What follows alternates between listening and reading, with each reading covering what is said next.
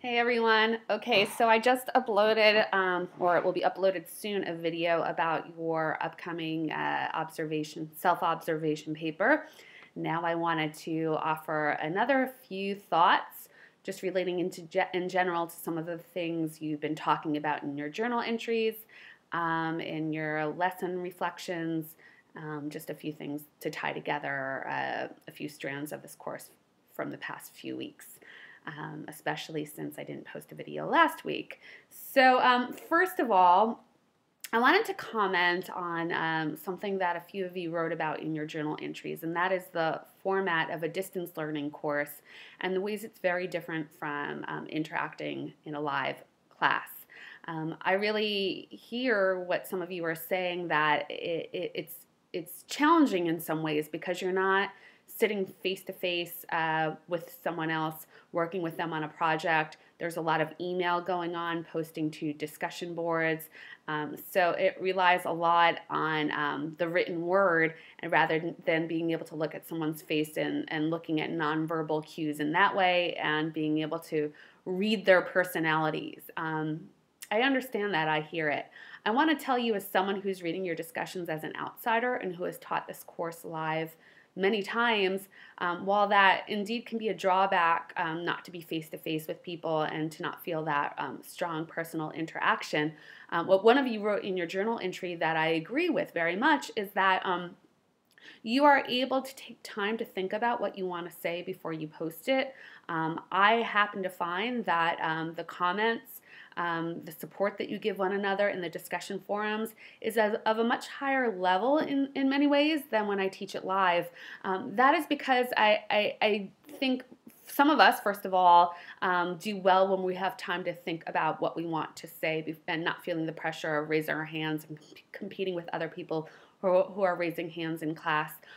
Also, it allows us to look through different comments and to respond to several of them at once, the way I do in the video, which is challenging to do in a class where you hear someone say one thing and then it sparks something and you need to get out what you need to say right away.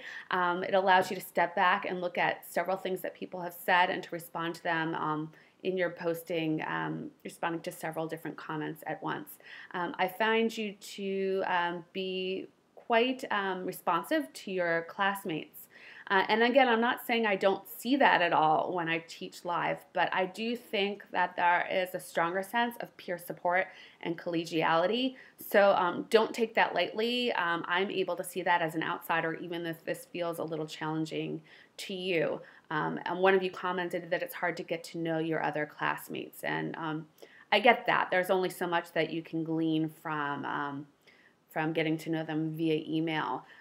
Hopefully with some of these group projects, you're getting to know other facets of people, the way in which they're taking on roles and responsibilities. As I commented to some of you, in a few weeks' time, as we start to prepare for our portfolios, I will do my best to arrange one or two Skype-type interactions, presentations. This will be challenging just because we all have very different schedules, but I think this will allow us to get to know each other through another medium. I don't do that a lot in this course because it's just very hard to maintain schedules and to get everyone in one place in one time. So I'm saying all this too because as educators, of course, you rely on all your students being in one place at one time and doing these group interactions, and that's a lot of what we talk about in this course. But perhaps you can consider the way in which you are a learner in this course, and the way you are interacting via Blackboard and how you might import some of that into your own teaching as well. Especially if you work with adult learners, how might you be able to facilitate some online discussion or even some group type work in your interim, in between the times that you see people live. You're working on a cooperative learning project this week that relies on each one of you taking on a part, but you're never in the same room together. So just throwing it out there, how might this translate into some of your own teaching? Even if you teach, say, every 2 weeks, how might you give learners something to do that they can take hold of and take charge of, and maybe they have to comment on a particular text, prepare a particular text by commenting in an online forum that you have set up. How could that happen? How might you set up a wiki to prepare people to come to class, having already thought and reflected? Just some ideas of how you might use technology to prepare people, especially if you have very limited time with your learners, how you might do some advanced organizing with your learners. Maybe there's a video clip that they have to watch online, a YouTube clip, and post some comments before they arrive at class. You don't need to spend class time having them view the video clip that you want them to see. Maybe there's a song you want them to listen to in preparation for the class. So just think about it, because even though this might be challenging, the distance learning format for you, it might force you in some ways to think about how you can make use of time when your learners aren't face-to-face and be able to enable some sort of, even if it's not face-to-face interaction, it is still interaction. So I just wanted to comment on that.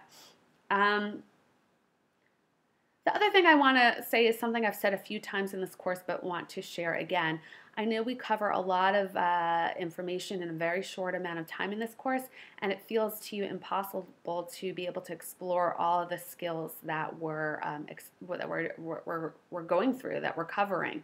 I've said this in the past, but I'll say it again. As you're moving to write your second lesson plan reflection, and then on to your third, as you're preparing your observation paper, as you're beginning to think about your portfolio, try to pick out one or two areas of this course that you want to put under a microscope. For example, as I just said in the previous video, for your observation paper, you'll be looking at questions and answers. I have no doubt if you start from that point, you will be examining the way in which you look, what way in which you're tackling other skills we're discussing in this course. There's no way you can talk about questions and answers without talking about constructivism.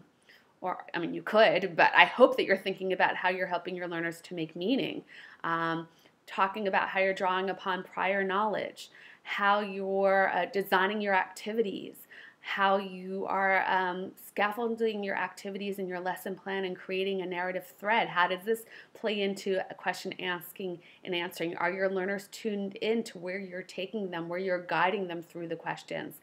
The way that you choose text, do the texts that you choose provoke a lot of questions from your learners? If not, you might want to think about why. Are you doing any small group work that prompts your learners to explore a juicy question that you've put out to them?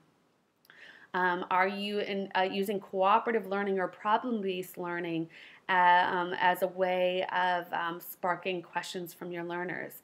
If not, where are the questions coming from? So again, if you start from one place, in this example, it's questions and answers, and putting it under the microscope and considering how that is playing out in your teaching, I have no doubt that you will be thinking about other elements of this course. So try not to feel, I know it's easier said than done, as I've said other times, try not to feel that you have to tackle everything in this course at once and be perfecting it all. If you start from one or two entry points, I imagine that you will very naturally beginning to weave together and think about other elements of this course.